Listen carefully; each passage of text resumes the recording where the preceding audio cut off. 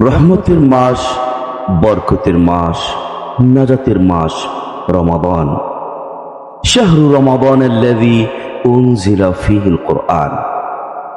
রমাদান এমন একটি মাস যে মাসে পবিত্র কোরআন নাজিল হয়েছে। ওয়াতিমুল হাজ্জা ওয়াল উমরাতা লিল্লাহ। আল্লাহ সুবহানাহু ওয়া তাআলা কোরআনে বলেছেন, তোমরা হজ ও উমরা ধারাবাহিকভাবে পালন করো। এতে তোমাদের দুটো উপকার হবে, একটি তোমাদের দারিদ্রতা মোচন হবে, আর একটি তোমাদের গুনাহ মাফ হবে।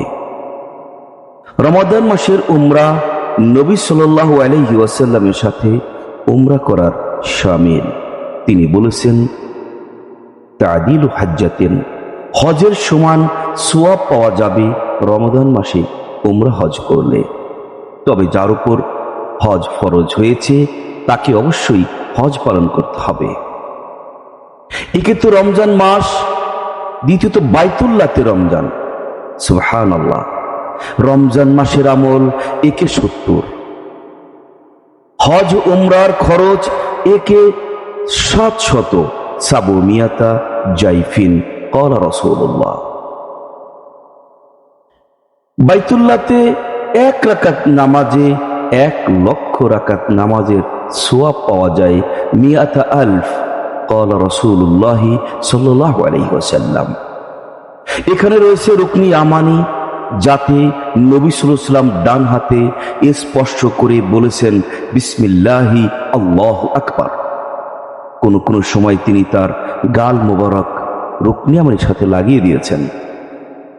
রয়েছে হাজারুন আসওয়াদ, জান্নাতের একটি পাথর, যে পাথরে নবী মুহাম্মদুর রাসূলুল্লাহর ঠোঁট মোবারক করেছে, চুমু দিয়েছেন তিনি। যেখানে তিনি বলেছেন, হাজরে আসওয়াদে চুমা দিলে তার গুনাহ চলে যায়। রয়েছে মুলতাজাম, কাবার দরজা, দোয়া কবুলের পরীক্ষিত জায়গা, যেখানে দোয়া করলে আল্লাহ সুবহানাহু ওয়া তাআলা কাউকে ফেরত দেন না।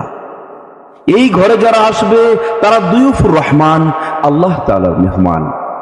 এই ঘরে আসার জন্য আল্লাহ ড্রেস কোড লাগিয়ে দিয়েছেন, সাদা 2টো কাপড় পরে তার ঘরে আসতে হবে, সেই আল্লাহর মেহমান হবে।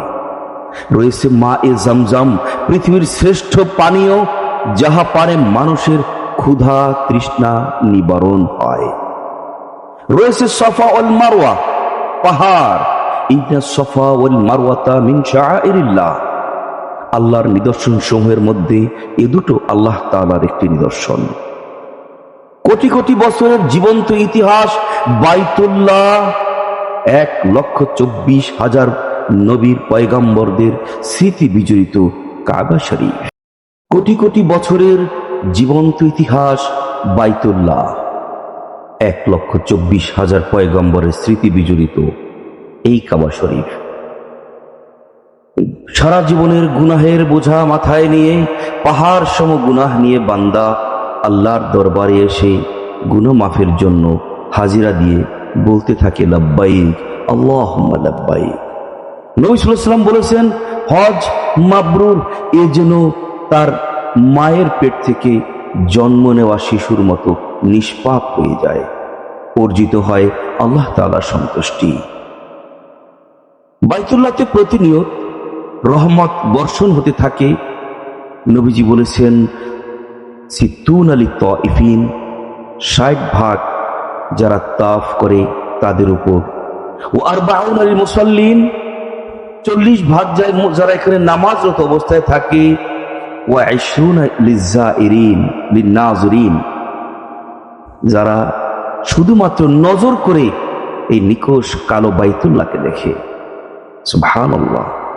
পৃথিবীর যে কোনো মসজিদে প্রবেশের পরে 2 রাকাত নামাজ পড়ে বসতে হয়, কিন্তু একমাত্র বাইতুল্লাহ, যেখানে প্রবেশের পরে তাওয়াফের হুকুম।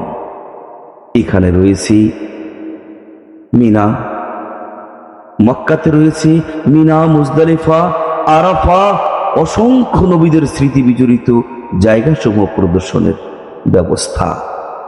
মদিনা শরীফে রয়েছে নবী সাল্লাল্লাহু আলাইহি সাল্লামের মসজিদ, যেখানে আরো রয়েছে মসজিদে কুবা, যেখানে নবী সাল্লাল্লাহু আলাইহি সাল্লাম প্রথম জুমার নামাজ আদায় করেছিলেন। তার ঘর আর তার মেম্বার, এই দুয়ের মাঝখানেই রয়েছে রিয়াদুল জান্নাহ। নবীজি বলেছেন, রওদাতুম মিন রিয়াদুল জান্নাহ, জান্নাতের একটি অংশ।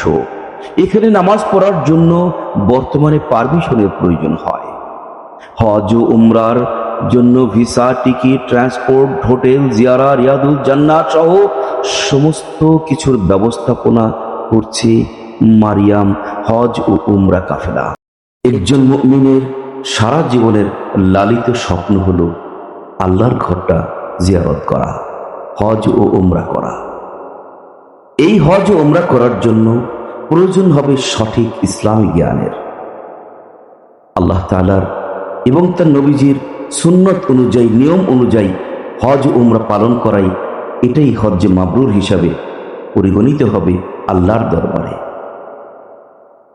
এখানে পর্যাপ্ত পড়াশোনার অভাবে বিভিন্ন দেশ থেকে যারা আসে, ত্রুটিপূর্ণ হয়ে যায় তাদের হজ ও উমরা।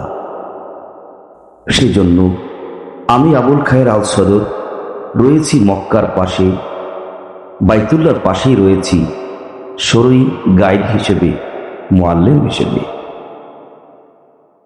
আপনারা যারা হজ ও উমরা করতে ইচ্ছুক, সঠিকভাবে পালন করার জন্য বিস্তারিত জানতে SMS করুন।